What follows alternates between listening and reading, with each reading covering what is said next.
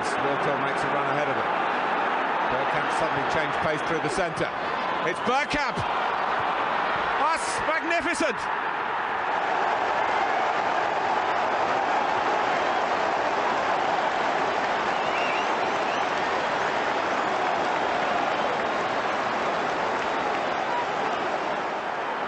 The move, and then this, which left Dabby's ass totally stranded. Hello and welcome to ABW Live. We won again. We've done it. We've beat the two teams that were above us, around us, near us, and we got the points. And what's more important, look who's back, people. He's been away for a little while. It's only Mr. Shredder. Hello, Treacle. You all right? I am. Thank you. Thanks for having me on. I figured I had good vibes going into this match, so I figured if I'm going to hop on again and make a reappearance, beating United would be the time to do it. Excellent. If we'd have lost, would you have gone, oh no, I've got a bad knee, I can't make it? I just something's come up and I got to go take my non-existent kid to the doctor. Excellent. Take the cats to the vets. Right. It's great to have you back. We have been talking to you. We still keep in contact and asked you to come on a few times. And it's lovely to have you back. But it isn't lovely to have back. It's Mr. Walker. No doubt he's going to spend the entire show calling me Daniel and telling me to shut up and get on with it. How you doing, Karl? Get on with Daniel. Yes, I am. Do you know what, Daniel? There's not many things that put a smile on my face. But one of the things that definitely make me smile and laugh is seeing Arsenal win and Man United lose. And the two things happened in one day. What more? The only thing now to make my day overly better is Brentford to beat that lot from Middlesex. That, you know that meme of, I think it's from South Park, where the guy's sitting by his computer and he's excreting certain things. That would be me That would be me if Brentford go and beat that lot up the road today, because I don't know, it was just the game. Definitely, if you're wearing a heart monitor, your blood pressure would be going up and down, because let's face it wasn't a game for the weak-hearted, but we come up with a win, and that's all that matters. It is indeed. Wise words indeed. Let's say hello to a few people in the chat. We've got our very own Nick there. There's Stephen. Sai is there. He hasn't done a Carpenter out yet, so we're waiting for that. Who else is there? There is just those two having a chat. Dear, oh dear. Oh, Phil Macker's there, ready to give us some nonsense. Avon Not Teddington is there. In a dressing room not far from M5, Granit Xhaka was telling Thomas Partey, and this is how you swing that leg back. First goal of the season. And I did the preview yesterday with Glenn from New York, and we were saying that Xhaka scored recently against one of the home Premier League games against Man United. I have got no memory of anything that has happened in the last 5 years. It's absolutely awful. It's just, I'm getting old. Ron Ree is there. Who else is going to be there to say hello to? Kate is there. Hello, Kate. And BX. And our very own Richard is there. Hello, Cheeky. And Stefan is there, as always. Lovely to see you. A new name there, the Dreadman P. Oh, lovely. Grant Wilburn is there, formerly knows a Carlito El Guna. Someone, Mr. Jason Schrader is there, lovely. Mr. Boblex, Hambo Gumble, and lots of numbers. And Mr. Boblex, and then Nick is straight in with a question. Why wasn't anyone in the starting 11 as soon as Partey got injured? We'll save that for later, because now we can save your questions. And Ajit is here. And Ray Anderson from sunny Jamaica is there. What's the weather like, Ray? Let us know. It's actually not too bad here. It's quite sunny. And Andrew is there from Dial Square to Where, a very fine podcast. People go to YouTube, type in from Dial Square to Where, and go and follow Andrew's channel. Right, let's get on with it, Karl. Thoughts about how you thought the game was going to go, and about the changes to the starting lineup, because we're all saying in our WhatsApp group we really need to do something about right back, didn't we? I mean, after the game, even on the podcast, I was saying that I would have brought Cedric back in, just because Ben White did not look comfortable at right back in the slightest. Yeah. And it was always going to be either Ilanga or Sancho starting against him. And no matter what you think of Sancho this season, he's still a good player. He can still run at players and be very direct. And Ben White being there was not going to be a good thing. I'm not saying Cedric played the best game in the world, but he is out and out right back. So he knows how to handle tricky wingers if he's doing it all his life. For me, that was the starting lineup that we chose today, was the starting lineup I 100% would have gone with, without a shadow of a doubt. It was always going to be a tricky game against Man United, just because even with Ronaldo coming back, and with all sort of what happened to Ronaldo with his new child, and McTominay, as much as I hate him, I do hate him. I think he's a shit house of a player. The problem is he is a shit house of a player, and that's what every team needs. Every team needs one of those players to get stuck in, and him coming back was always going to be something. I don't know why Arsenal were punished because people sent death threats to Harry Maguire's house. Why should Arsenal not play against him? Because I honestly wanted to play against him. I mean, let me just say the fact: no one. That's a good view on it. No one should get death threats for playing a game of football. Right. People, come on, let's not be stupid. It's just absolutely ridiculous.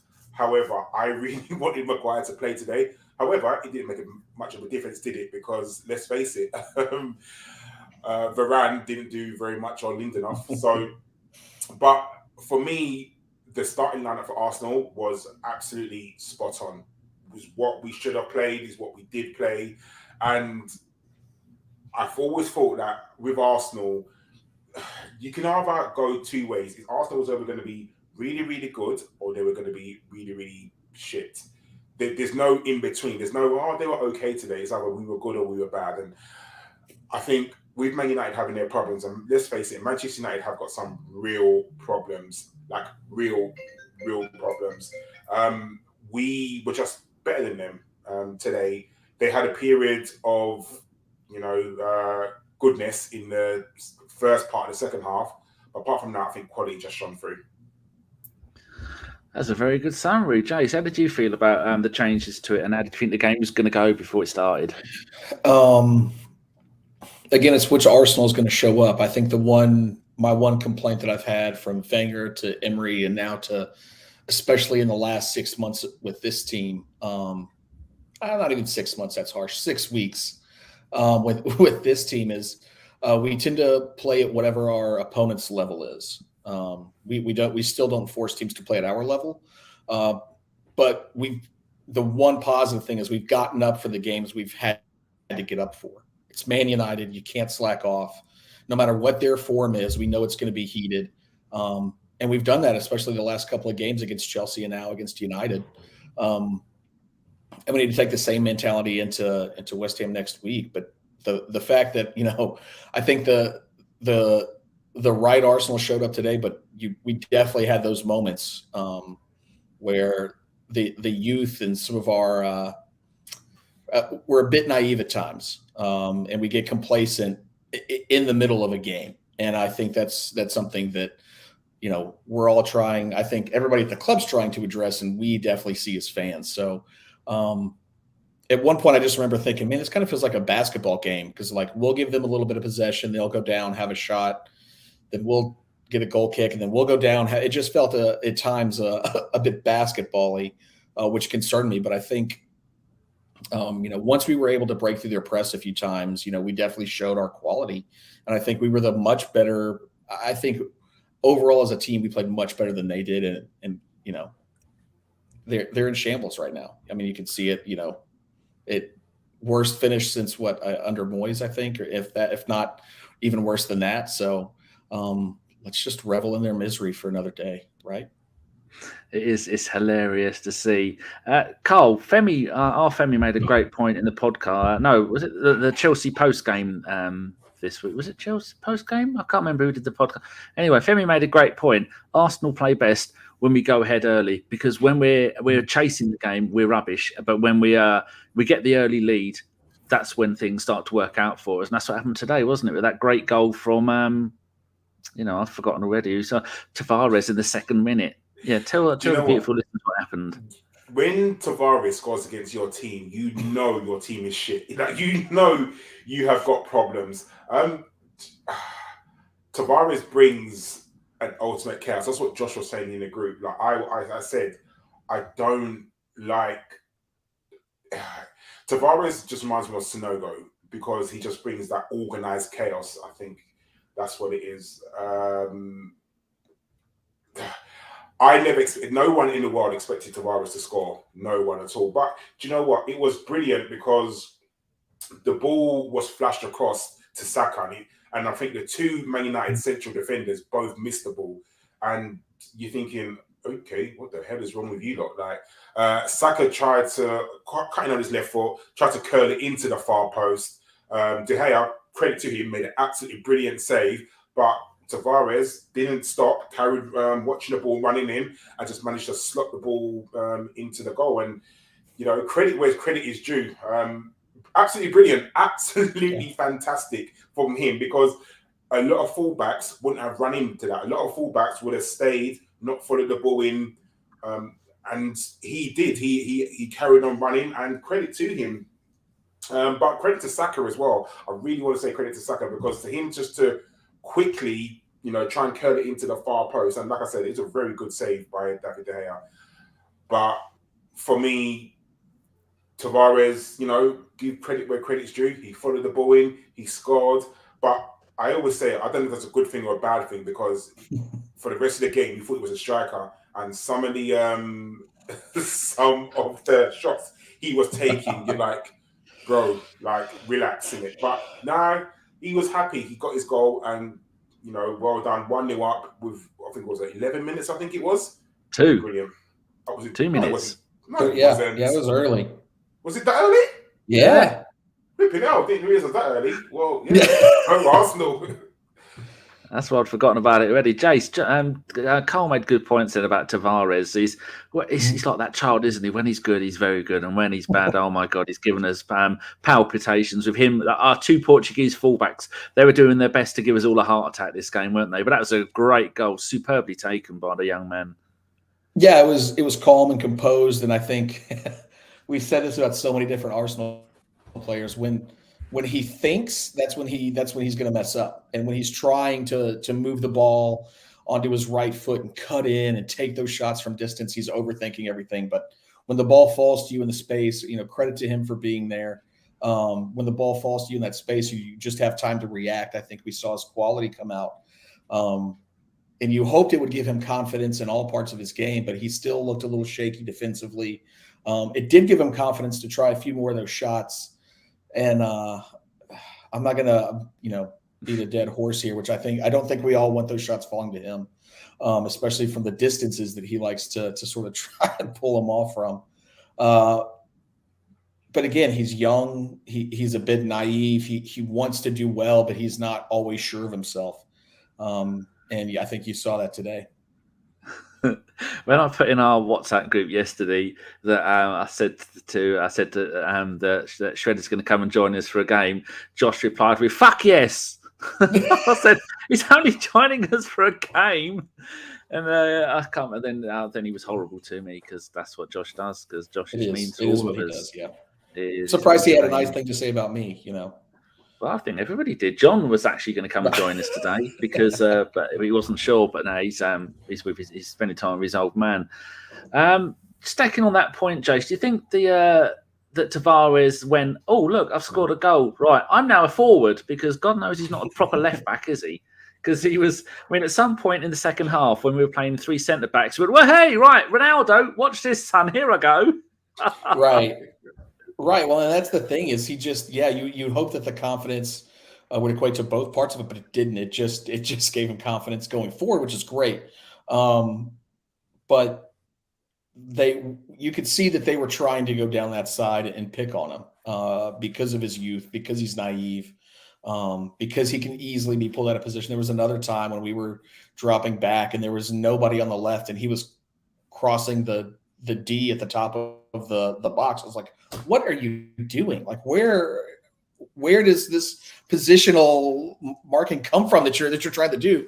And luckily nothing happened from it, but he has those moments. And unfortunately right now it seems like we're going to have to let him play through a little bit of those, because who are we realistically going to put back there unless we move to a back 3, right? That's the only real other option. So I don't think Arteta wants to do that as much. So it looks like we've got to put some faith and some hope in the young man to come through. As I see Mike looking skeptically at this argument.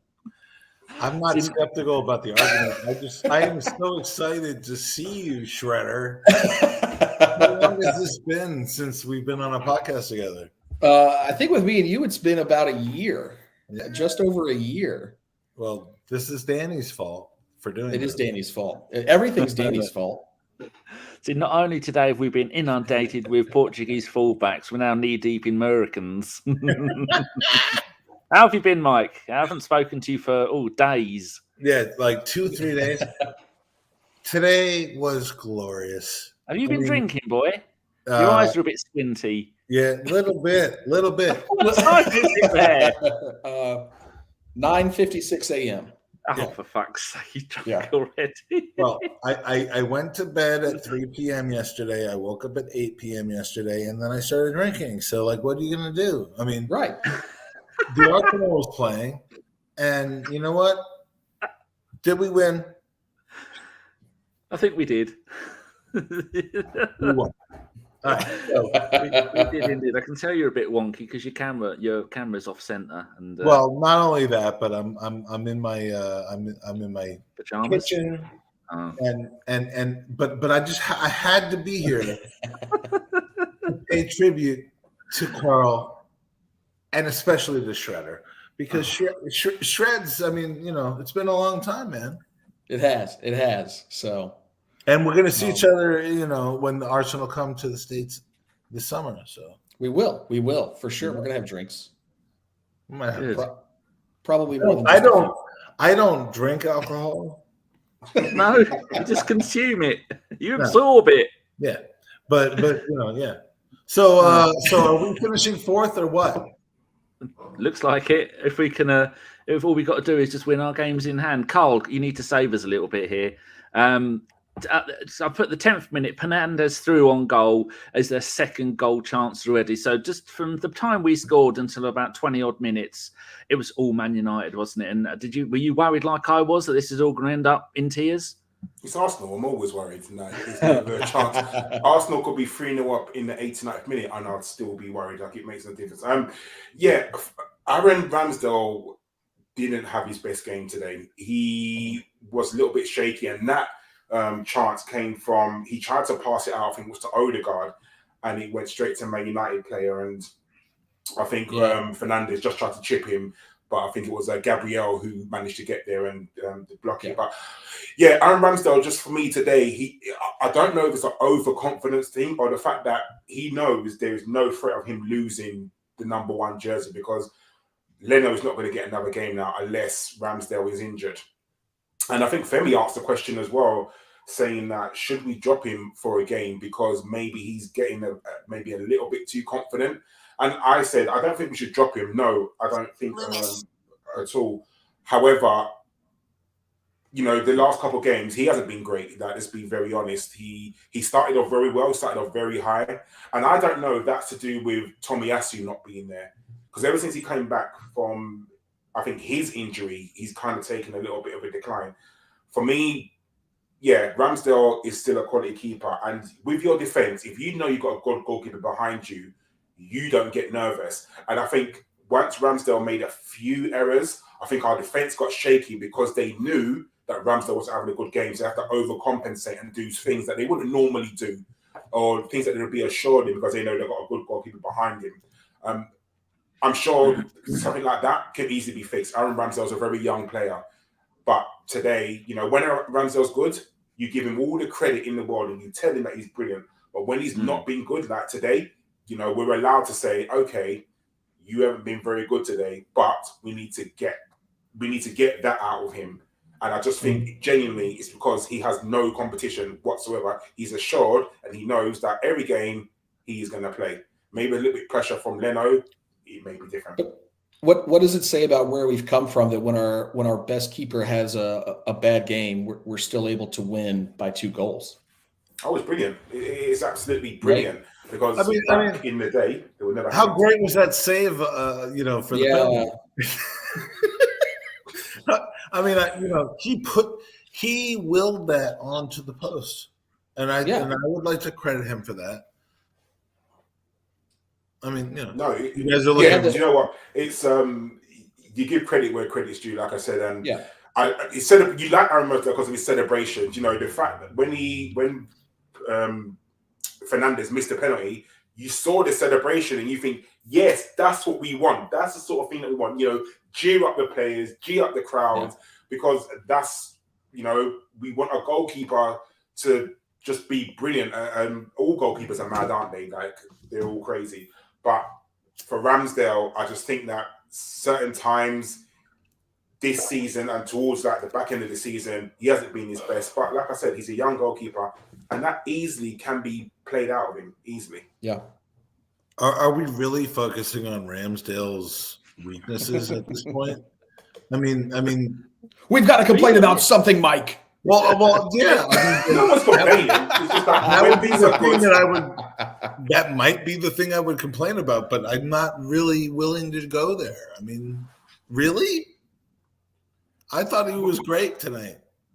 I think he had some really. I think he had some really good moments. I mean, he had the other touch onto the bar, which was another great save at the near post. That I think we've seen some of those go in the past. I'm not pointing any fingers, Petr Cech, but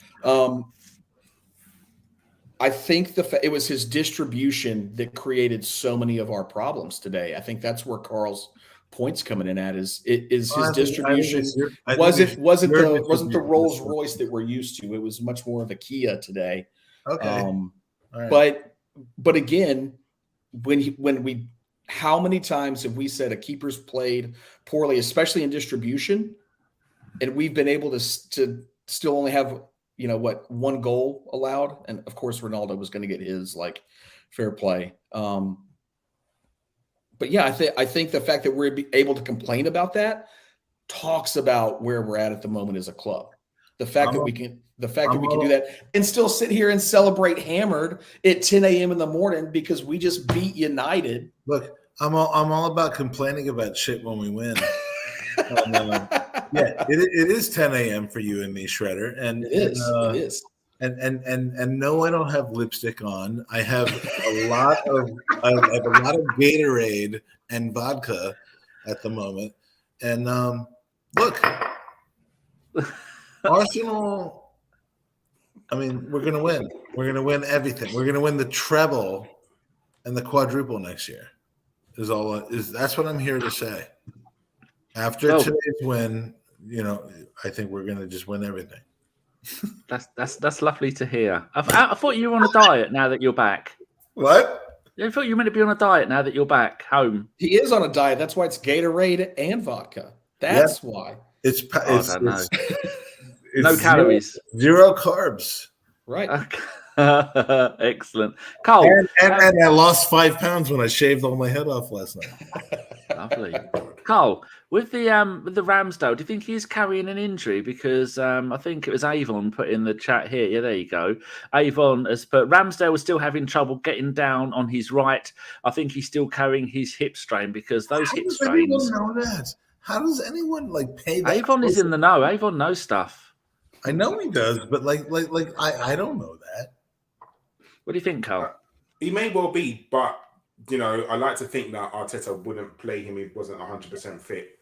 Because a goalkeeper spends half his time diving on the floor, and impact injuries are, you know, quite common for a goalkeeper. So I like to think that wouldn't affect him that much, at least not enough that it would affect his game.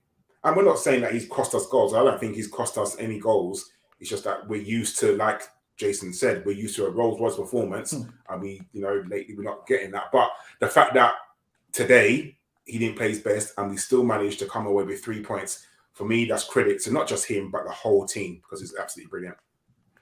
It is indeed. Jace, 22nd minute, Man United penalty shout. Then 1 minute later, hit the crossbar, and we're giving them far too many chances. And Cedric is looking shaky. I mean, that was after 22 minutes. He was looking shaky. I was so worried because looking at the stats, I didn't realise we both had 14 shots.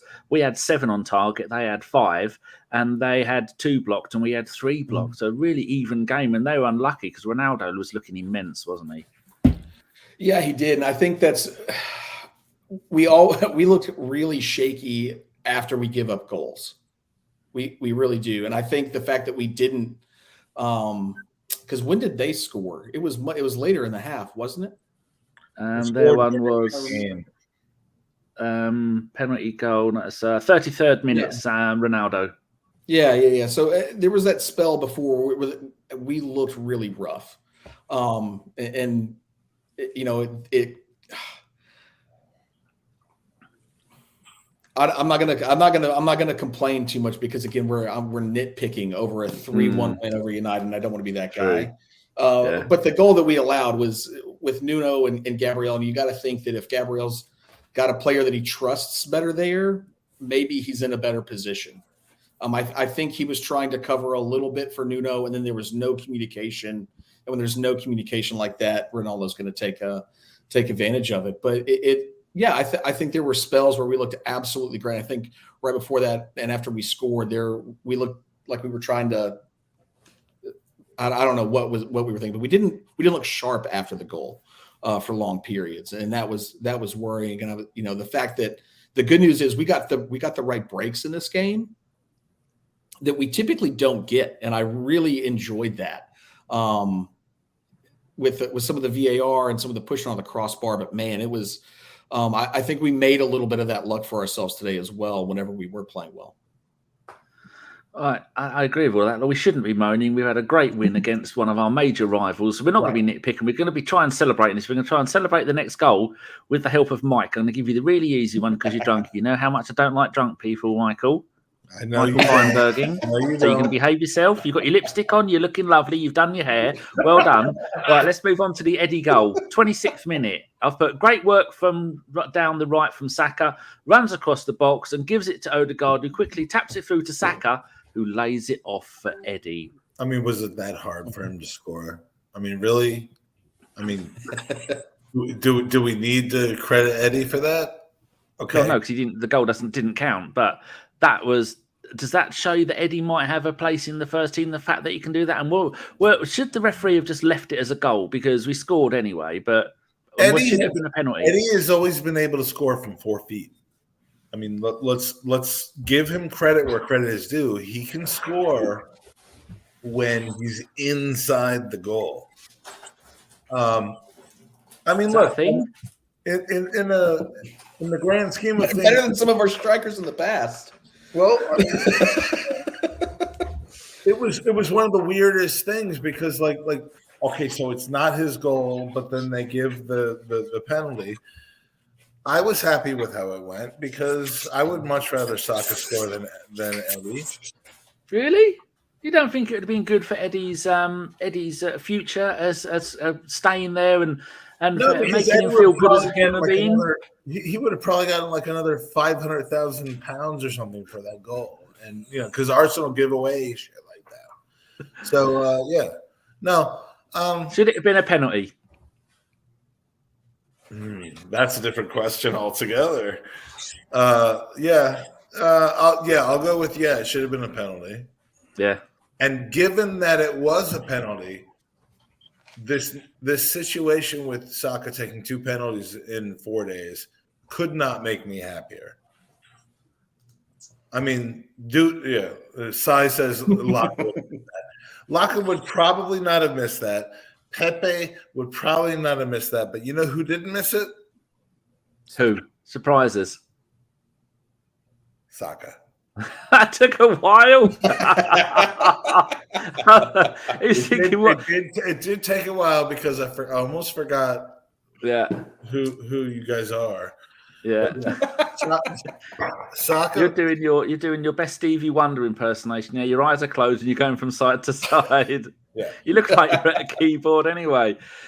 Grant Wilburn wants to. It says life goal. Get sourced with Mike at an Arsenal match. Right, you can be quiet now, Mike. Don't need you to be quiet. Shush. Karl, was it the right decision with that penalty? Because it took 26th minute when Eddie scored, 30th minute when Saka put the penalty away. Just VAR been an absolute car crash as usual, wasn't it? I think they were looking at 2 things, and that's the issue. They were looking at the offside first because Eddie was offside. I mean, it was flipping marginal. So they had to make sure that the offside was the correct decision. Okay, that was given. Fine, no worries. And then, obviously, we don't normally get decisions like this, and I'm happy that VAR, whoever the VAR official was, thought, hold on, let me just have a look at that challenge on Saka. And I think they had to make sure that the challenge on Saka was a penalty. I'll be very honest, it was soft. Do I care? Not in the fucking slightest. But it was very, very soft by pushing Saka. When do we ever get that call, though? Never, ever. Didn't you feel that once they called that for a penalty, it was like the exorcism of all of our, like... The what? The exorcism. All right, okay. Like that was a stroke of good luck. Like, yes, we had scored and they called back the goal, but like, when do we get that benefit of the doubt? We got breaks this game. We never get breaks. Right? We did. We got 100%. Breaks this game. We do. Our Josh the wants to know was the same one. And the Ronaldo when he was offside, but our Josh Mike wants to know: were you running VAR today? I don't even understand what VAR means at this point. I don't think anybody does. Jace, you just saying there about some of the other marginal calls. Ronaldo was a gnat's testicle away from scoring a goal. That bloke is he's a monster. He's not even human. At 37 years old to probably be the most deadly player on the pitch, just absolutely stunning. But Craig Pawson, congratulations to him. I mean, apart from booking Xhaka in the second half for kicking the ball away, I think that he had a really good game as referee, didn't he? I actually was thinking, I was like, if there's one referee that I don't cringe at every time I see the name, it is Craig Pawson. Don't get me wrong. I think he's had some really poor calls against us in the past, but it's not like a Martin Atkinson or Mike Dean-esque type of dread with him. But yeah, we had little calls that way. And I actually think it was a penalty. I think if you look at the feet of whoever was, I forgot exactly who it was on Saka, they actually kicked through the back of Saka as the push. And I think it was the kick that I saw that for me, it was a spot on pin. But to get some of those breaks that we had, I think some of the offside decisions, I think we actually had I think we were a bit protected today from Craig Pawson. I think that was nice to see. I don't think he allowed, and I don't think even United tried the rotational fouling that we've seen from a lot of the lower clubs. This is earth-shattering because it is. The team that gets the protected status is United and Spurs, and not us. Yes, and it was flipped today, and it was completely flipped. I mean, I thought we got fair calls today, which to me is the version of we got like the right. I mean, fair calls is all I could ask for. Like I would be just loving if we could just get fair calls all the time. Right. We're used to just getting shit. So like, is this the beginning of something, or was this just like a rant? I mean, I think Manchester United is just so shit. Don't give me that hope. Don't give me that hope, Mike. Well, don't give me that hope. But you know, we've had the Crimson Pirate in our Twitch has gifted a sub to Mr. Boblex, the very Mr. Boblex there that we know from Twitter. That's right. You're actually using real cash. You shouldn't be doing real cash. You've got Amazon Prime, do it with Amazon Prime, and then and it doesn't cost anybody anything, but it just stops that Jeff Bezos sticking more shit in the sky that doesn't need to be there. Karl, any wise words before I move on to the next part? I was just going to say, though we praise the referee, we say we got fair calls.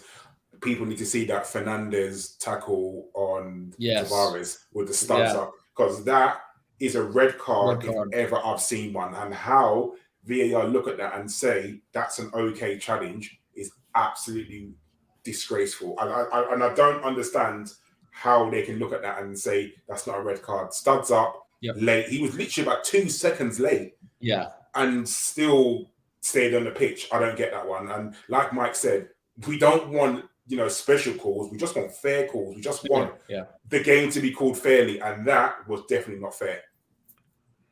What's the whole point, Jace, of VAR? I wasn't looking. I was just checking the scores. Yes, someone just spoke then. I wasn't looking. Who was it? Mike. Oh, go on, Mike. Have we talked about Granit and Xhaka yet? Yes, we covered it, and you said you did a wonderful soliloquy on every aspect of the game today from him. All right. Well, then I already forgot about that. But Jace, what is the point in VAR if it's meant to go and if it can take 4 minutes to go and check that a goal wasn't a goal and it was a penalty, but then they don't look at something like Karl was just saying? How can they justify it? It's not fit for purpose, is it? Well, I've stated this for a long time, is the way that specifically the FA and the PGMOL do VAR is different than every other league. It's completely different in Bundesliga. It's completely different in MLS. It's completely different in Spain. We all were like, you have to get it right. And now they're like, oh, we're going to get it right, but it's going to be at the detriment of every piece of rhythm of this match is going to have.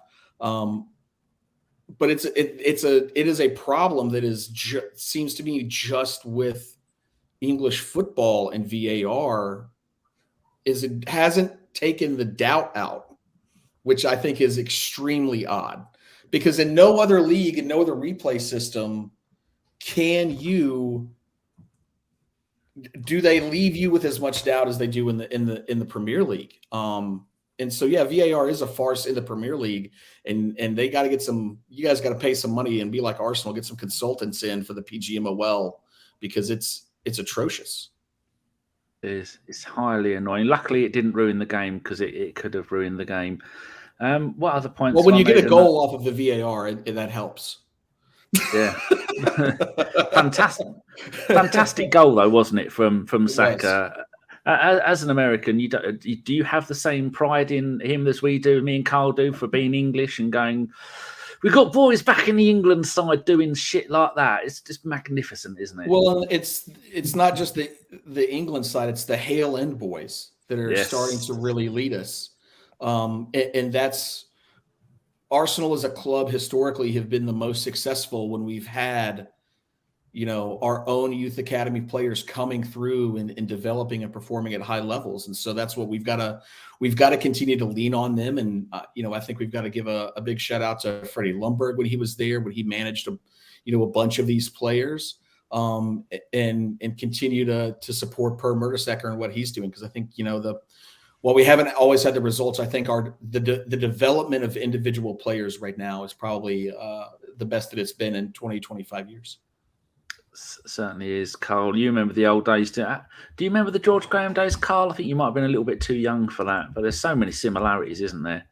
Mike does. Just coming out of Napoli's George Graham days. It's very early. But do you know what it is? You have a love-hate relationship with Arsenal. I mean, you'd always love them. The 3 previous games to the Chelsea one, you hate them, didn't you? Because you looked at that and you thought 3 games that we really should win and we didn't. And you just throw your arms up in the air and you think, I hate this team. And then you go away to Chelsea and then we win and you think, oh my God, I love this team. And then you go and beat arguably our second biggest rivals. And you think, oh my God, I'm in love with this team again. And this is what they do to you. And, everyone in the club just does this to you. And you love it. It's a love-hate relationship. But today, we love them because we beat Man United. And, just those words come out my mouth just makes me smile. The fact that Man United lost, they're going to travel. Well, the team's going to travel up to Manchester. The supporters, they all live in London, don't they? So they just jump on the tube and go home. If only I was working today, I would delay every single one of them going home. Karl, our entire thing is that we beat the teams that we're not supposed to beat, and we don't beat the teams that we are supposed to beat. Mm-hmm. I mean, this was so inevitable. This week, if you could have predicted after our 3 losses what was going to happen, you would have known that we were going to beat Chelsea and that we were going to beat Manchester United. The second we lost to Palace, I was like, I know how this is going to turn out. Yeah. I mean, I was at that game and I was annoyed. And then I was at the Brighton game and I was annoyed. And I'm like, you know what? I am sacrificing myself so that when I get home, we will beat Chelsea and Manchester United. And you're welcome. It's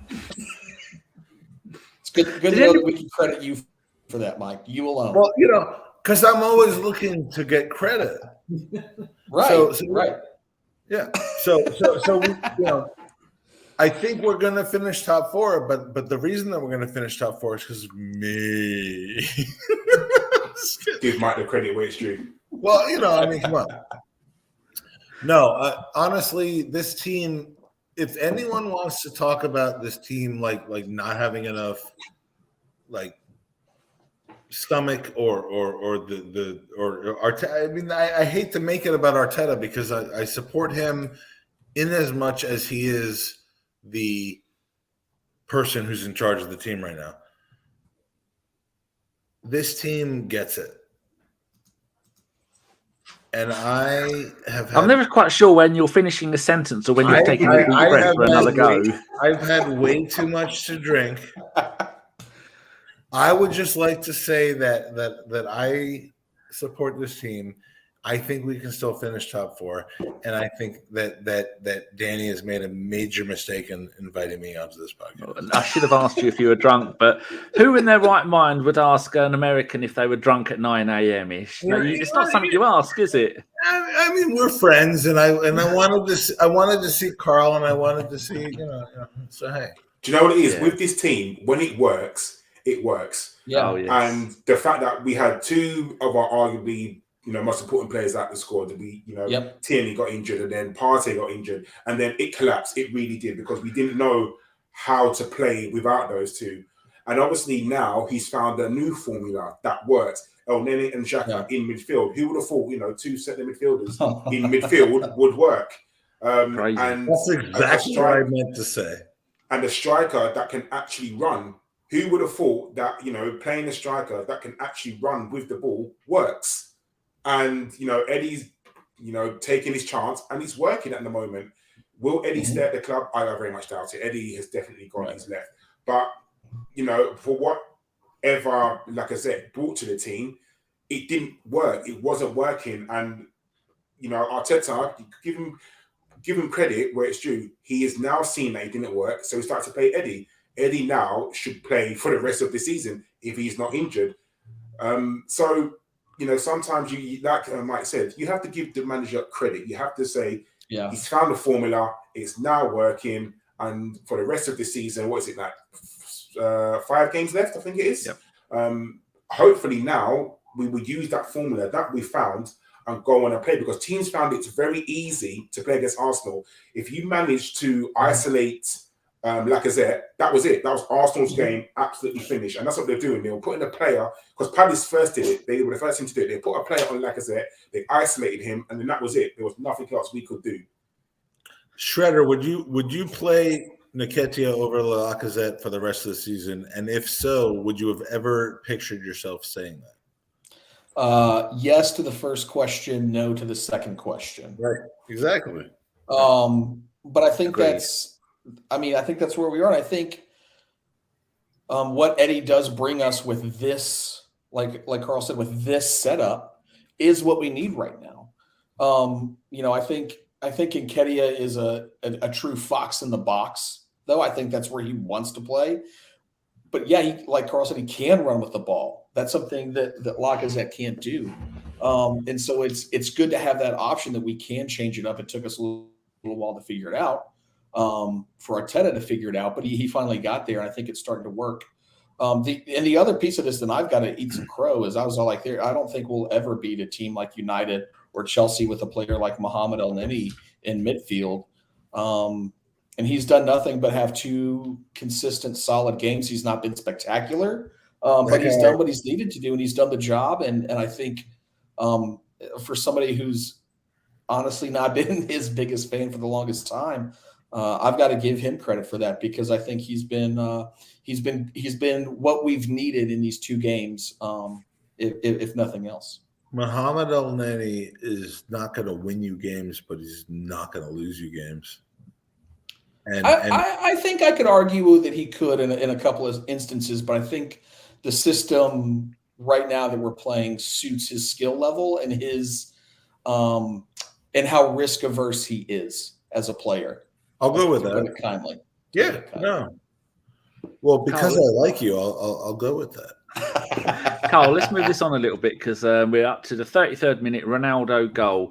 This reminded me a little bit of the Azpilicueta goal for Chelsea when it was just him and Tavares in the middle of the box. But goal Ronaldo, Sancho turns Cedric and Saka inside out, gets it to Fernandes, who crosses it to the far post for Ronaldo to get between Tavares and Gabriel. Terrible marking yet again, wasn't it? Yeah, and I know Mike's probably going to bite my head off for this, but I definitely blame Ramsdale for this. Ramsdale stuttered. He went comfortable and he then hesitated. stopped, and then he came again. Like he had carried on coming, he would have definitely got that goal. So for me, that was this is what I'm talking about, him being nervous. And I think that, if he just committed and came for the ball, he's getting that ball 100%. And that's the first time we've seen him stutter like that. I don't recall any other time that he's done that. Continue, sorry. No, 100%, and I agree with you. And I think I'm not sure what it was today. I'm not sure if there was a nervousness, or maybe because it was Ronaldo. Players do get. I'm not saying he's in awe, but maybe he was worried about Ronaldo carrying on running and then him giving away a penalty. It could have been in his mind as well. But for me, had he come, he would have definitely taken the ball. I don't know why he stuttered. No idea why he stuttered at all. But Ronaldo, as much as he is, what is he, 38 years old? He's a very good player. Do you know what I mean? He's not too bad. He's a good player, and better marking, better positioning. He doesn't score that goal, but sadly, you have to assume that you're going to give the goal up to Ronaldo. You just have to outscore Ronaldo, and we did. We certainly did. Jace, I was real worried that it was going to become another Ronaldo hat trick, and I was like, not today. Please, not today. That's all he needs, though. He just needs a couple of chances, and then it's all over. Yeah. Jace, talk to us about the Tavares handball. Well, I put here 54th minute Tavares handball. Fucking moron. What's he doing? It's definitely not in a natural position. That was some deep thinking you were doing there. Well, I'm sure it just it was a silly mistake. It's a naive mistake. It's a silly mistake. And luckily, it's a mistake that ended up not costing us the match, which is really good. But man, it just I thought he was like, I'll get away with that because it bounced off some heads. Nah, bro. We got that on VAR. Isn't that a basketball move when you do that? When someone's about to throw, you jump up and put your arm out in front of them. Isn't that what it is? Yeah. I would call it a shot instead of a throw. You don't throw the ball to the goal in basketball. You shoot it. But yes, you would basically do that. Yeah. Again, silly, naive mistake from a naive young player. Mike, do you have any flashbacks of you got people at your house, Mike? What's going on? Yeah, we got gooners. They come in, they come out. It's a thing. It's a thing over here. Who is it? Introduce the young fellow. It looks like our missing triplet. Right? He's a bald guy with a beard, so I didn't want to complicate the situation. But yeah, I can't. Which one are you, Mike? I can't tell. Oh, the one without the glasses. Say hello. Hello, everybody. 3 Americans on one show. Bloody hell. We're gonna do it. We're taking over the Arsenal. Sorry, Karl. Has he got a sick bucket ready for when all this Gatorade comes back up? He's leaving because he couldn't stand, all of the actual Arsenal stuff. No, that's understandable. Karl, where were we up to now? Talk us through when you thought that Fernandes with that penalty. It's just hilarious. I don't understand, and I'm going to be honest with you, how Ronaldo's on the pitch and he lets somebody take a penalty over him. Wasn't Fernandes moaning about it? Earlier in the season, he was moaning that he doesn't get to take them anymore. Did they not work that out? How did they not work that out? That is stupid. There is no one who should be taking the penalty over Ronaldo if they're on the pitch. No one. And that is absolutely ridiculous. And I'll be honest with you, I saw it and I thought, flip, 2-2-2. This is going to be the Arsenal collapse. And when I see it hit the post and then go wide. I celebrated like I think Aaron Ramsdale because I jumped up. I was like, yes, that could not believe it. Like absolutely. How much of a let off was that? Oh, the ultimate let off. The absolute ultimate let off. In the scheme of let offs of our life, like I have been let off on a couple of things. That might have been the biggest let off of my career. It was because with momentum, how does Manchester United not score a penalty? It's crazy. Us? All they do is score penalties. They're winning that game. They're going to win that game if they get us to 2-2 because momentum will take them forward. Be really serious, and I'm just like, I know. I love you, Karl. I love you, Karl. How did he miss that? Because he's a knob. That's how he missed it. He's an absolute dickhead. Jorginho and the fucking Portuguese dude, they don't miss penalties, but they did today. They did. Jace, I've got here. So 56th minute, Man United, Fernandes misses the penalty after doing the Aldridge shuffle. That's something for the dads out there, the older people, the grandparents. And at 59th minute, 3 minutes later, Ronaldo scores offside. Now, straight away, were you like me and thought that's miles offside? And when they examined it, I went, this could be allowed. And then, like Karl was saying, it could have been all over, couldn't it? The collapse that we're used to had started. I will say, I thought it was offside from the start. I didn't have that so I was like, there's absolutely no way. So I was that was a more comfortable moment for me, evidently, than it was for you, who was thinking it could have been. But yeah, again, another break and another time when I think one of the things that has been more difficult with the shuffle in the back four is we have had less offsides called. We have been playing more people onside, and luckily haven't been as penalized for it lately. But again, just another time we got a break, and that's when I was like, maybe today's our day, and that's when I started to feel an ounce more comfortable. Getting a break against Manchester United. Those words don't go together, do they? Duncan. Let's have some quotes. Rudy's put a quote. Rudy, this first quote you've put, they are going to make mistakes, but they are on the pitch. Let's give them the support they need because they needed it. I think that's Arteta just on the boys in general. Another quote here from Rudy. Arteta on Saka. Bukayo was struggling to even start the match, but he wanted to start. He had a big knocko the other night. Let's see how he is. That's because the referees give him no protection. Another quote from Rudy. Arteta on praise for Xhaka. He deserves it. If any fan would spend 2 minutes with Granit, they would understand the person that he is and how much he loves the club, which is why he's still one of my favourite players. And finally, Rudy says he opened up because he feels the environment is there to protect him. Because he feels the environment is there to protect him. Thank you to the fans for that. Right there. Yes, so that's Mike. That's really important, isn't it? Because you saw the way that Xhaka celebrated after he scored that goal. The way he ran up to he didn't take his shirt off. He didn't tell any fans to fuck off. He gave the fans what they wanted with the knee slide and the goal and the celebration after. That's the perfect package, wasn't it? I would have taken my shirt off, and I think he's deplorable for not taking his shirt off. No. Can we get somebody to train our players in knee slides? Because he was the only one who's done a successful one in the last 8 matches.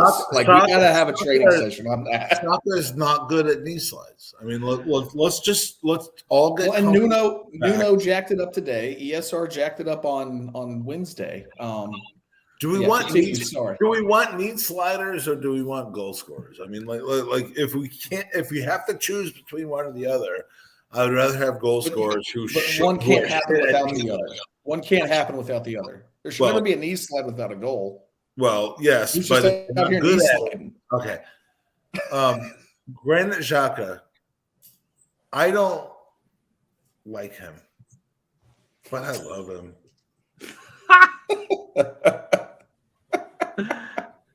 I don't like the. My mom told me one time when I was being an absolute douchebag as a kid, which might be, you could explore that from a psychological standpoint. She's like, I don't like you, but I love you. And I'm like, I will always love Granit Xhaka. I don't like him. I don't like the guy. But you know what? He does have the team in his heart. Mike, are you aware that you set a YouTube video for 250 for your post game show? How's that going? I don't. What? You've got on your YouTube channel. You've got it up on YouTube. Someone just said in the chat, your Arsenal are United post game open mic chat starts at 2:50 p.m. today. Yeah, and then no one joined on that, and I decided I would rather be with you guys.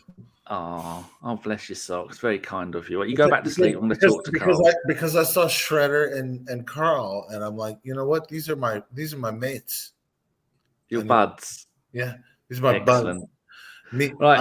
I Shredder and I, it's been a couple years since we hung out together. Yeah, so. It has been. Yeah.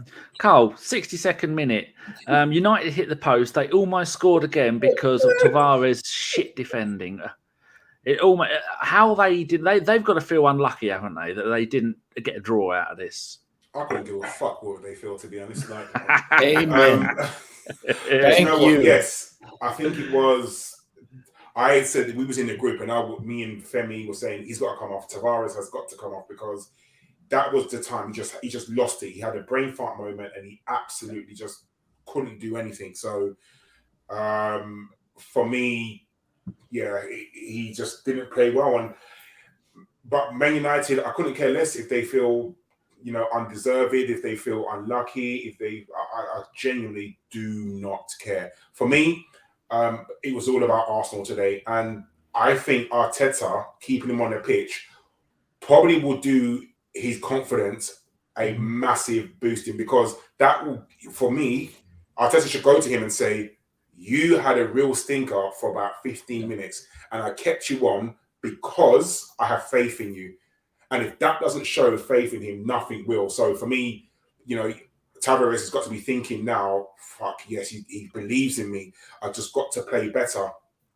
And people can say he's young. I've seen people recently that were talking about, sorry, Danny. No, you're the only one talking. Oh, go on, carry on. Well, I've seen the narrative that Arteta has destroyed Nuno Tavares. He's destroyed him. Okay.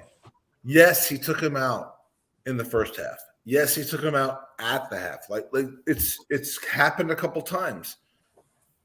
But what do you know about what's happening behind the scenes, Arsenal fan? What do you know about the words he's whispering into his ears in the sexy, moments that they share together? What do you like? We're just assuming that the only interaction between Mikel Arteta and Nuno Tavares is the substitutions that he pulls him out of the game in, and that he's mismanaged and absolutely just murdered this guy. If you ask Nuno Tavares who he wants to be his manager, who he wants to be his coach, and what he wants to be, I would bet he would say, I want to play for the Arsenal and I want to play for Mikel Arteta. And it's just so lazy for people to just assume that just because he's been pulled from the he's been pulled out of situations that he did not deserve to be in. Is he not a better player now? Not just because he scored today, but I wouldn't know. I was gonna say I wouldn't. Was he a better player? He had a period when Kieran Tierney was out where he did play very, very well. Yes, he kept Tierney out of the squad for a month. Yeah, Yeah. yes. I was at the Watford game in November when Tierney was just warming up on the sideline and Nuno was there. My point is that like people want to say that Nuno has been like shoved off by Arteta.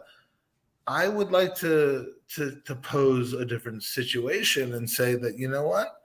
He's a guy that has gone above his station, and because he's been taken out of games early, you haven't ruined the player. You've just gotten him in a situation where he understands his place. And you know what? He's going to come in and have good games. I'm not pro Arteta, but this narrative about how he falls out with players just because he takes them out of games, it's got to stop. It's got to stop, and it's going to stop right now. I think he's just doing what he's doing is doing what's best for the team. Now, when he got taken off against Nottingham Forest in the 30-odd, whatever it was, minute, he saw something that he didn't like. It doesn't matter what it was. He saw something. People were like, "You ruined his career," and I'm like, "No, that doesn't ruin his career if he handles it off the pitch the right way. If you take the guy off and you ignore him for the rest of your life, then maybe you're ruining him. But like, that's not happening." No, it's like you're forgetting that football is a job. If you go to work and your manager says, "I want you to do this," and you don't do it, and then he says to you again, "I want you to do this," and then you don't do it, you're going to get whether disciplined or moved. It's what happens in a workplace. Now, he's not totally throwing him in the bin. He's not making him play in the under 23s or anything like that. But all it is right now is he's trying to improve him. I believe that there is a player there. Whether his position is left back, I'm not too sure because his defending is, a little bit suspect. But there is a player in Nuno Tavares. Whether he needs a loan next season, and time will tell whether they say, "Okay, do you know what? You need a solid year of football, so we're going to ship you out somewhere on loan where you are going to learn to play left back, and we're going to try and get the best out of you." That just because someone goes on loan doesn't mean they're ruined at the club. Look at Emile Smith-Rowe. He went out on loan twice, I believe, and he's come back and he's now in the Arsenal first team. So just because someone goes on loan doesn't mean we've forgotten about them. But at the moment, is Tavares good enough to be the starting left back for Arsenal? No, let's be very honest. He is not. However, he's a stopgap till the rest of the season, to the end of the season, till Tierney comes back, and then we see what happens next season. Right. And he's not meant to be our starting left back. He's clearly meant to be our second choice left back. And yeah, I mean you don't destroy him. I mean by taking my issue is not that he shouldn't be playing left back. He should be playing left back as long as Tierney is injured. Much better than Xhaka playing left back. Much better. We could play a 3 at the back, but that's a different story. He has done enough to deserve to be the deputy for Kieran Tierney. Well, it's because there are no other players who can play there apart from Xhaka, and we play no one. But Saka's played there before, but we don't want to. We've done that. And I think we've suffered for that. Yeah. I think he's better as a left back and a back 4 than it is having. What we did against what was the team that we had Xhaka on the left? Southampton. Yeah, that was bullshit. That was a tactical nightmare from Mikel Arteta, and that should not have happened. And I hope that he's learned from that. I think he definitely has. Yeah. Jace, I've put the 66th minute, Xhaka booked for being a moron. 67th minute, Tavares booked for being a moron. 69th minute, goal, Xhaka. Spanked it from officially 1 mile out. What did you do? Did your cats run for cover when he scored that? I did because I clapped a whole lot and they did not like that. It was a great strike. We all know that Xhaka's got that great left foot. Talk about a player who we all, at one point I'm not even going to talk about what happened at the Palace match a few years ago, but Xhaka, the ins and outs. What we're seeing right now with him is the fact that you can't just judge a single player off one season, 2 seasons. I think the system right now, I think we're playing to his strengths better. I think Arteta knows how to do that, has found out how to do that, and we're allowing that, which is really good to see. I think he's always going to be better for the Swiss national team than he probably will be for us, just because our full system isn't built around him, but Arteta's tweaked it enough where we can play to his strengths, and we're seeing how well he's done. And I think, regardless of what happened at Crystal Palace, nobody deserves to have the threats that he had on his life, on his family's life. It's just a game at the end, and I'm really glad though that he's been able to come through that and have the performances. And somebody said it earlier in the chat that he's our captain, whether he has the armband or not, because he is the manager on the field right now for us. He's the one who's telling people when to press.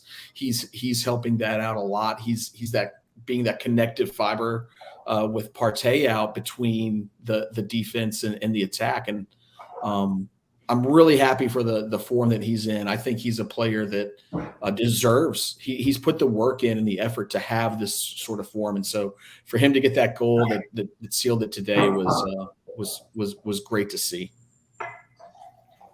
Karl, if you kept an eye on the scores today, Gabriel Jesus has scored 2 and got 1 assist after getting 3 all season in the league. It's almost like he knows that I said in our WhatsApp group that he's shit and I don't want him. He's like trying to prove a point, isn't he? Do you know what? We could do a lot worse than having Gabriel Jesus in this the team that we've got. I mean, summer will come and go, and whoever we get, and hopefully we do get our quality strikers and quality players that we need. Because I just feel that this team is very good, and we're just missing certain key components. We're missing a player who can put the ball in the back of the net. We have players. Odegaard, Saka, Martinelli, Emile Smith-Rowe, who create chances for you. And we just need a striker who can put the ball in the back of the net. If we have that, I'm not saying we're going to go out there and challenge for the league title, but, we won't be going out into the 3rd round of the FA Cup. We will be in Europe next season, whether it be Champions League or Europa League. And we're going to need a squad because there's no way we can use the same old players week in, week out. We're going to need a much bigger squad. So for me, even like El Nene is his last season, isn't it? And at the moment, we haven't offered him a new contract. Is it worth offering him a new contract now and saying, look, you're going to be a squad player, you're going to be with us, and you are going to get games next season because there are more games to play next season? It's the reason why, although you're talking about Tavares maybe going out on loan, we're going to be needed him because Kieran Tierney is going to miss games. This is Kieran Tierney. There is no doubt that Kieran Tierney will not miss at least 2 months of football within the season. It just doesn't happen. So for me, if you're coming in as a replacement left back for Kieran Tierney, the manager should be saying to you, look at his injury record. It's not brilliant. So you are going to get games 100%. You can't play Granit Xhaka and Thomas Partey every single game next season. There needs to be, a little bit of a mixture when you're going away in Europe, wherever it be a Thursday night, and then you're playing again Saturday or Sunday, or whether you're playing Tuesday, Wednesday. I hope it is Tuesday, Wednesday. But for me, we need players, and Gabriel Jesus is a player that can definitely come into our squad and will definitely get goals. That's very true. And but I think part of the problem is that Tavares and Tierney, they don't play the same type of football. They don't play. You can't, not like with centre backs where you can swap one over the other and they're going to do the same game. I think Tavares thinks he's more of a wing back than a defender. But he's going to get better at it. A defender is something you grow into. It's not like you can come in at 17 and create assists and get goals like you do as a forward or a midfielder. But a defender, and like a goalkeeper, the older you are, the better you get to a certain point. Why are Arsenal fans against Gabriel Jesus? I mean, I'm a Jew, and I want Jesus. Why are we against that? I don't think we're against it. I just think that if he was any good, Man City wouldn't get rid of him, would they? And I didn't know you were Jewish. Thanks for pointing that out again. Yeah, you didn't know I was Jewish. A lot of people are against Gabriel Jesus or Jesus or Jesus Cristo, whatever you want to say. Like, I don't understand why the Arsenal fan base is against that. Like the same people that were against Tammy Abraham are against Gabriel Jesus. No one's against Tammy Abraham. Everybody's for Tammy Abraham. That's why. I was for Tammy Abraham, 3 years ago. All right, Carpenter. Can I put my 2 cents in on why I would prefer another striker over Jesus? Is because Gabriel Jesus is a smaller striker, and we always have a hard time with a small striker against bigger physical teams that we're going to play more of in this league. Gabriel Jesus is a really good player, but I don't think the way we would play him in our system, I don't think he's who we need up front. Physicality wise, we need somebody who can be physical. I think even over Laka, Eddie provides that for us. Not saying that I want Eddie to be our permanent striker going forward. We shouldn't sign somebody. But I would prefer a player of a stockier build. I'd prefer and I think we could probably that we get Giroud back and I mean, I'm not going to hate on that because I'm a huge Giroud fan, but at the same time, it's why I'm hesitant on Victor Osimhen. I love Victor Osimhen. I think he's an extremely brilliant player, but I don't know how he fits how we want to play that way. We are not great at getting the ball over the top of the middle. And why would we get the player right? Why would we get the player who that's what they're suited for if we're not going to play that way? I'd much rather see us go for like a Jonathan David, North American shout out, because he's a little bit taller, a little bit bigger, and can be physical in the box with the defenders he's going to face. Yeah, I'm going with that.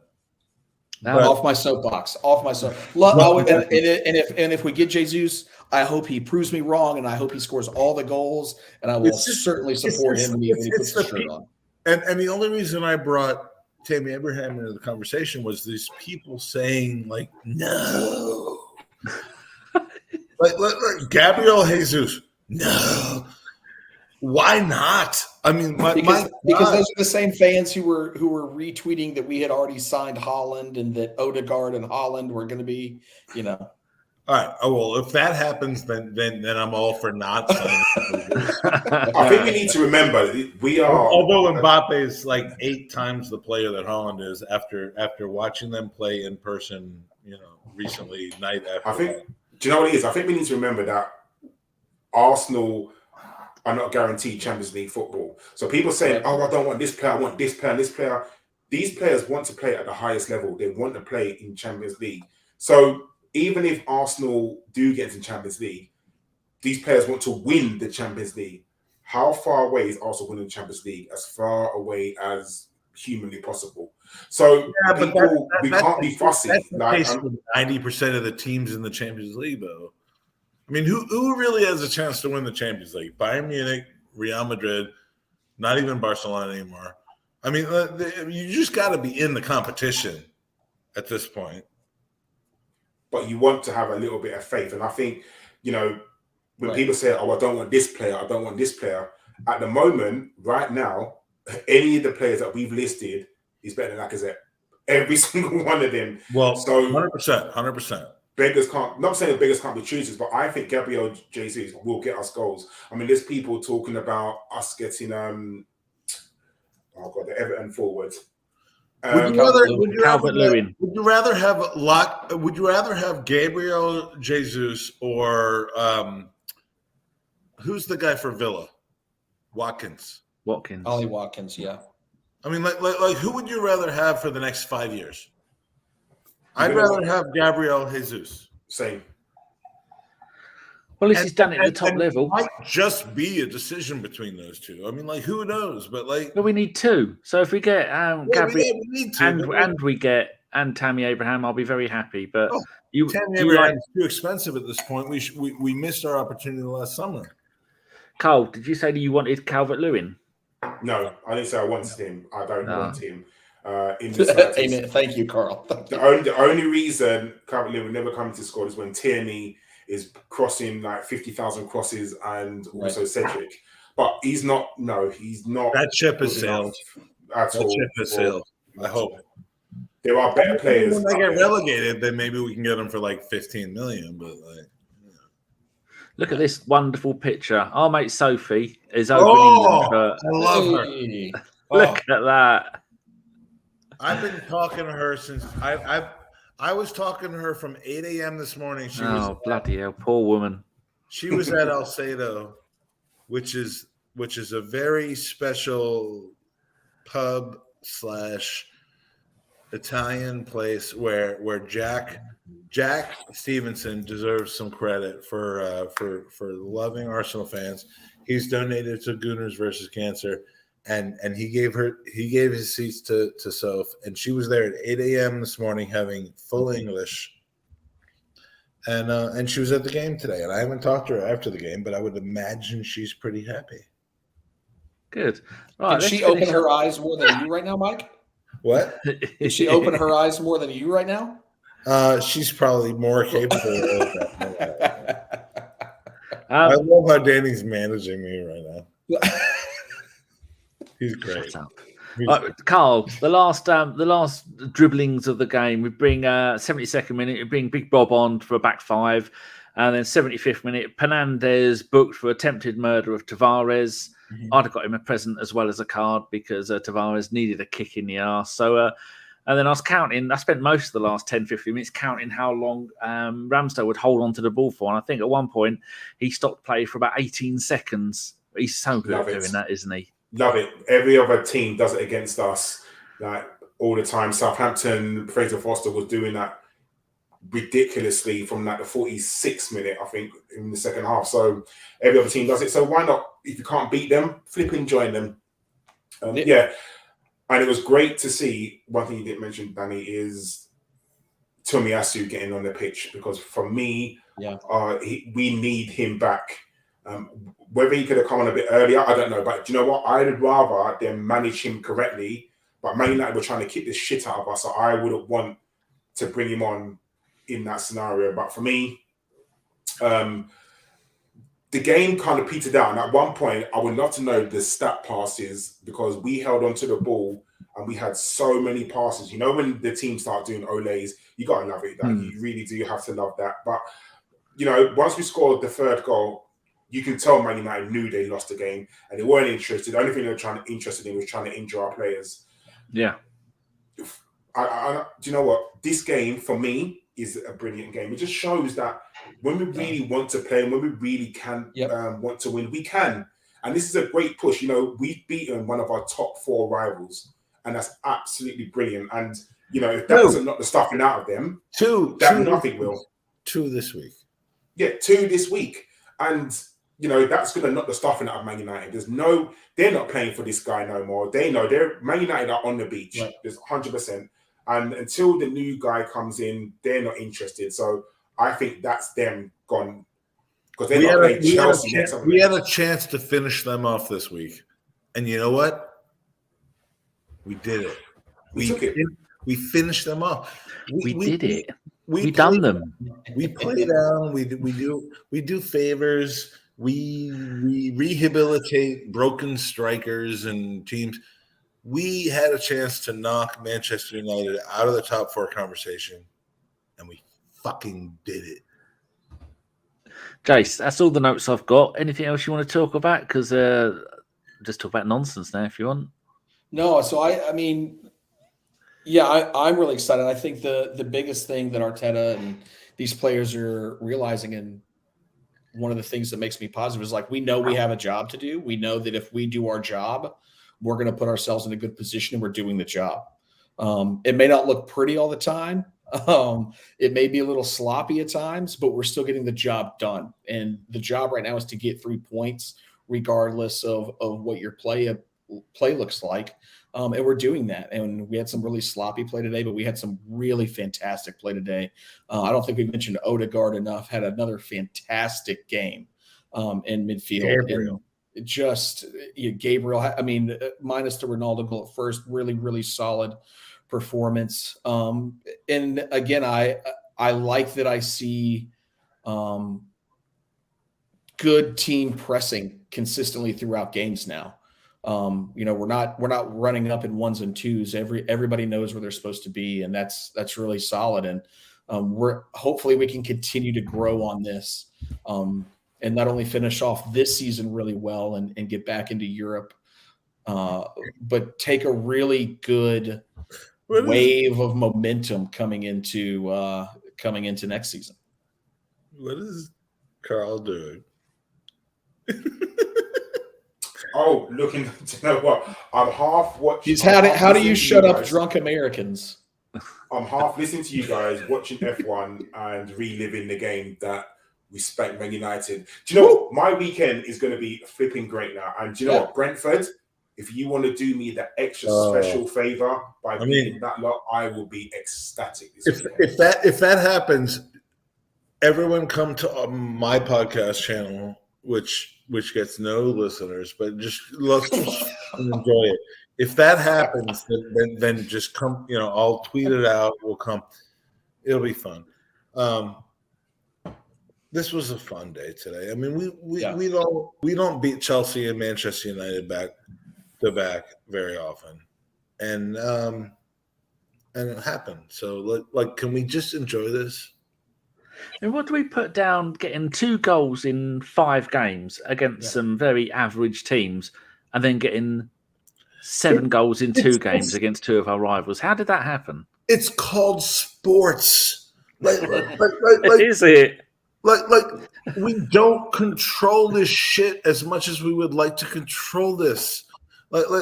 Honestly, I've been an Arsenal fan for 34 years, and I can't fucking do a thing about helping them score or not score. It doesn't work that way. It's not the question I asked. I know that's not the question. But we want to react to every single thing that happens. Okay. Yeah. Right. No. Yeah. You're keep going. You were going on a good road finally. We want to react to every single thing that happens. You know what? We're not entitled to anything. We don't deserve anything. We root for this team. They've promised us a lot and they've not delivered. But you know what? Stop acting like you fucking deserve shit. Right. I want this team to do well, and when they do well, I'm going to be happy. And when they don't do well, I'm going to be upset, but I'm not going to be angry because I have much more in my life to be angry about than that. So, Karl, rail on me. Good luck, Karl. Where'd you take that? Oh God, I have no idea. Like I said, I'm happy right now. Arsenal have won. Man United have lost. Hopefully Spurs are going to lose. Happy Saturday, everyone. And good night. That's a great way to end the show.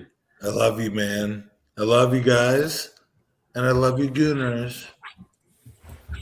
And if we lose every game for the rest of the season, then I'm going to be upset with you. But that'll be your fault. Well, it will be my fault. I'll be upset with you, but I'll be with you. Yes. Lovely. Anyway, we're going to go. Lovely to have you back, Jason. Hope you're going to come back and join us again soon. Sure. Definitely, Jason. Certainly when I get some time like I had today. Good. Karl, thank you for putting up with Mike. Oh, Danny. Do you know what? The Arsenal victory has made the day ever so sweeter. And now I am going to go visit my cousin, actually. But yeah, it's all good. I'm a cousin of Man United fan as well. So the smile on my face, I'll probably see me with a black eye because I'm going to rub it in. I want all the smoke from every single Man United fan. All the smoke. Good. So you're going to be driving along in your big diesel guzzling car with a big smile on your face, and then when you get there, you're going to sit there and smile and say nothing, and that will hurt more than words. That's what it is. The silence will be deafening. And anytime Mike, you get, Daniel, are we doing the show tomorrow night? If you sober up by then, yeah, we'll give it a go. Good luck with that. I love my Dandy show on Sunday night. Excellent. Jace, were you going to say something before we go? I was just going to tell,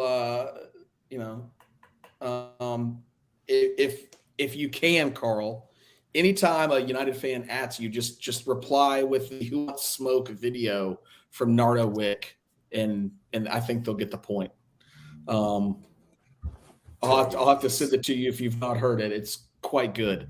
But no, great 3 points today. The fact that we could take it from Manchester United, absolutely. And yeah, just want to continue to see us progress, and let's all get behind the players, and let's do what we can as supporters to try to get them over the line for top 4. Like, the Emirates should be rocking the rest of the season. Rocking. 100%.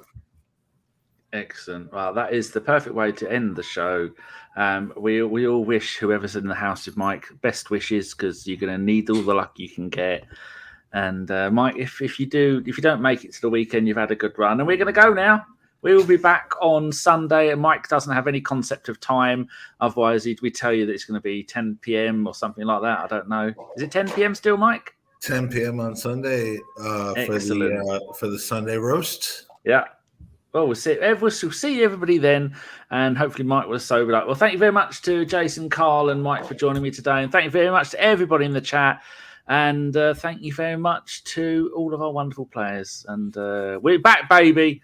It's back on. Good night. Top 4.